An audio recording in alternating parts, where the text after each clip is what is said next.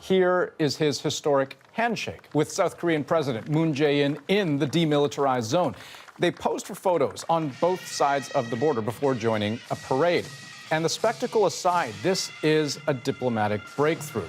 Remember, that heavily armed border has held back simmering tensions since 1953, when the two countries called a truce but never really ended their war.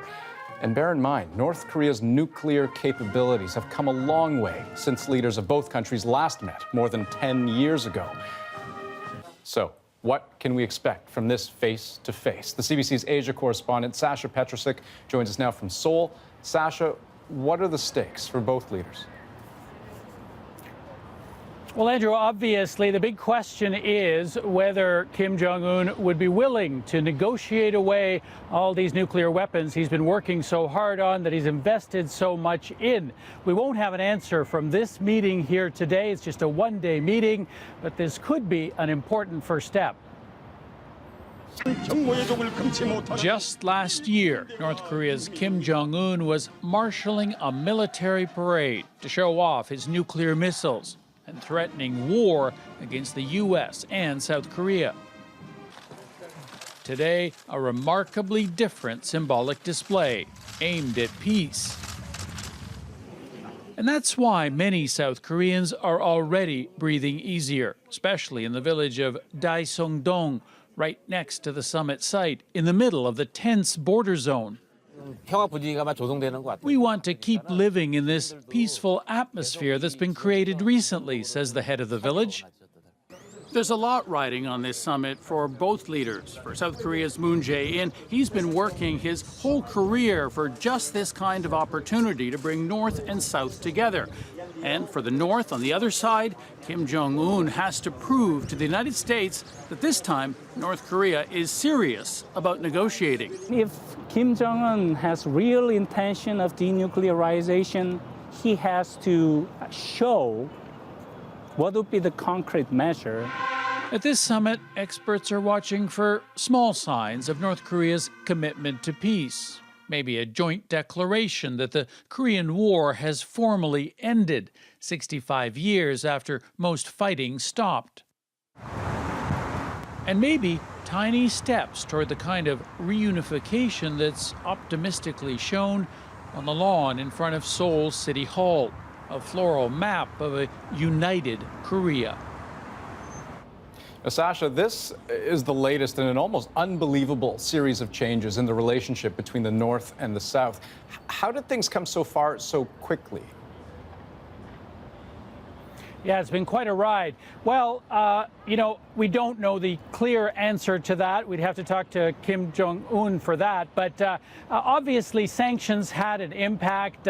There's been an increasing history of really tough sanctions by the UN and the US. That had some impact, but it really wasn't until the last few months when China decided to turn off the taps, to stop most of the fuel from going in, to stop other very important imports, that North Korea really started feeling the pain, and that had to have had an impact on a decision to do something about it.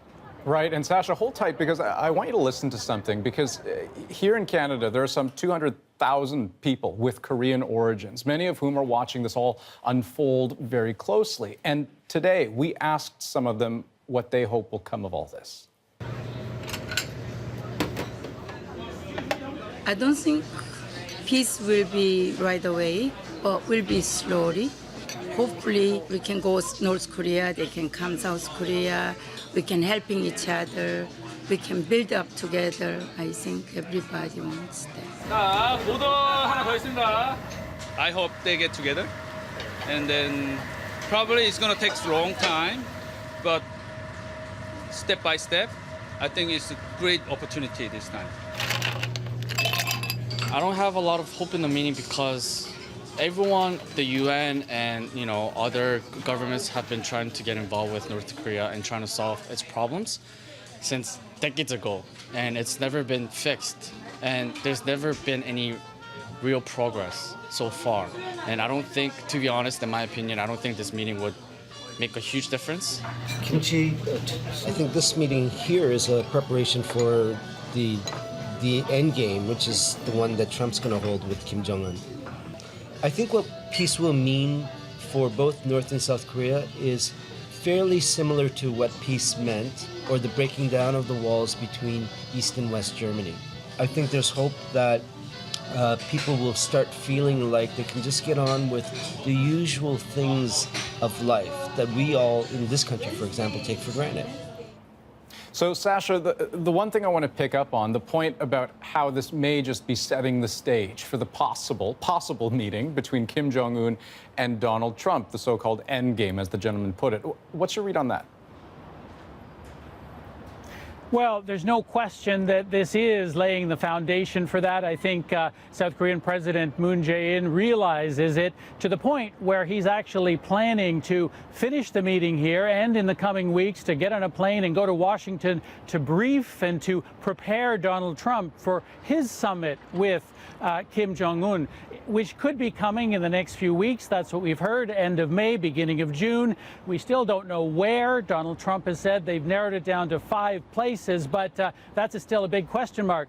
Also a very big question mark, what it is exactly that those two men can accomplish, given that there's been no preparatory work and we still don't really know how far either one of them is willing to go in order to solve this problem. Andrew? Sasha Petrusik in Seoul. Good to talk to you.